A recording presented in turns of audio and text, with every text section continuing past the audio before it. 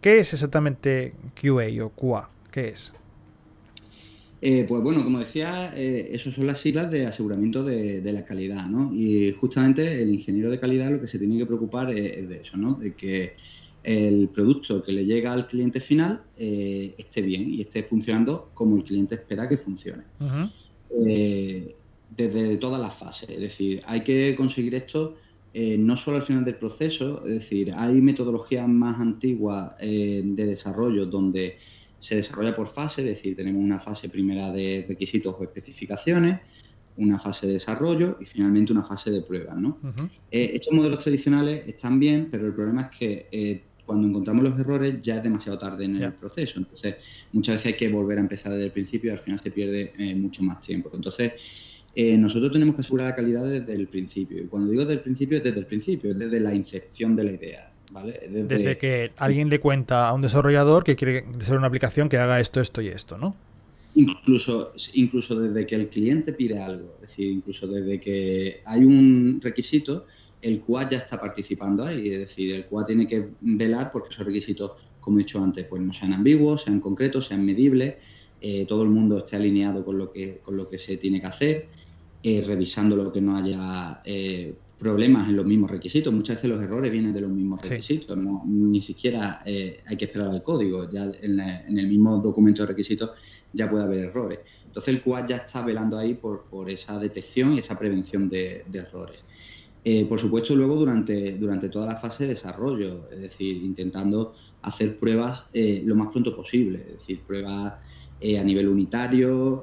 Cuando digo a nivel unitario me refiero a piezas de código que escribe un desarrollador, Uh-huh. métodos definidos o clases, Sí. niveles ya de integración de componentes, niveles de comunicación, APIs, y luego, por supuesto, a nivel de usuario, ¿no? Normalmente a través de una interfaz, aunque puede que no haya, pero normalmente sí, y haciendo pruebas lo más pronto posible para ir detectando los errores y que el desarrollador los pueda ir arreglando lo más pronto posible. Entonces, nuestras tareas principales suelen ser la ejecución de pruebas, obviamente, y el reporte de fallos, el reporte de errores. Uh-huh. Esto es un trabajo que es bastante formal, es decir, hay que tener ciertas habilidades, ya no solo técnicas, que luego si quiere hablamos un poquito de las habilidades técnicas, Vale. sino una cierta, lo que se conoce como soft skills, ¿no?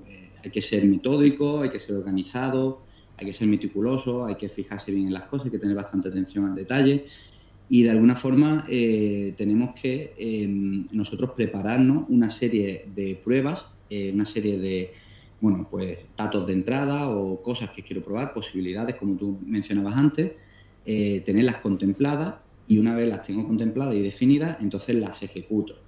Y durante esa ejecución es donde voy a encontrar los errores. Y una vez yo encuentro errores, los errores hay que documentarlos, hay que reportarlos. Es decir, hay que crear una especie de informe y este error va a pasar pues, por diferentes roles y finalmente llegará al desarrollador que tendrá que arreglarlo de nuevo.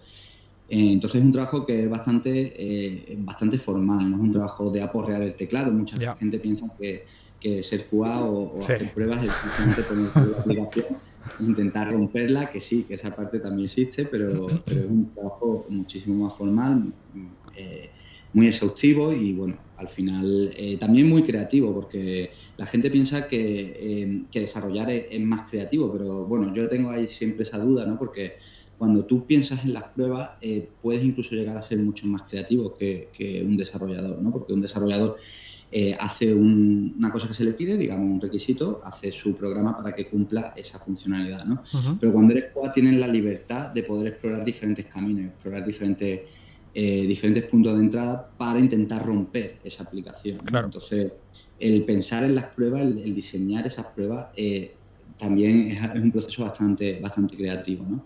Y muchas veces incluso retador, ¿no? Yo tengo compañeros de oficio, tanto de desarrollo como de QA, que se pican un poco, ¿no? En el sentido de, oye, pues no me vas a encontrar ningún error. No, seguro que no. Desarrollador hacerlo lo mejor posible, pero luego llega el QA y le encuentra algo, ¿no? De Y bueno, todo. pues, Claro. entonces, bueno, consiste en todo eso. Luego consiste también es un trabajo muy colaborativo, es decir, el QA por sí solo puede trabajar solo, ¿no? Es decir, hay empresas que el departamento de QA está totalmente externalizado, pero es verdad que la comunicación ahí se complica mucho, mucho más, ¿no? Yo considero que el hacer testing, el hacer calidad, tiene que ser un proceso más colaborativo, más comunicativo, Claro. ¿no? O sea, tienes que colaborar con la persona que gestiona los requisitos, llámale business analyst, product owner o el que quiera. Sí. Tienes que colaborar con el desarrollador, ¿no? Es decir, hoy en día y sobre todo en las metodologías de desarrollo más ágiles se lleva mucho el sentarse con el desarrollador e ir probando directamente con él su código, lo que ha desarrollado, y esto hace, bueno, pues que la colaboración sea mucho más efectiva, ¿no? Y al final que las cosas salgan mucho mejor, ¿no? Es en lo que consiste.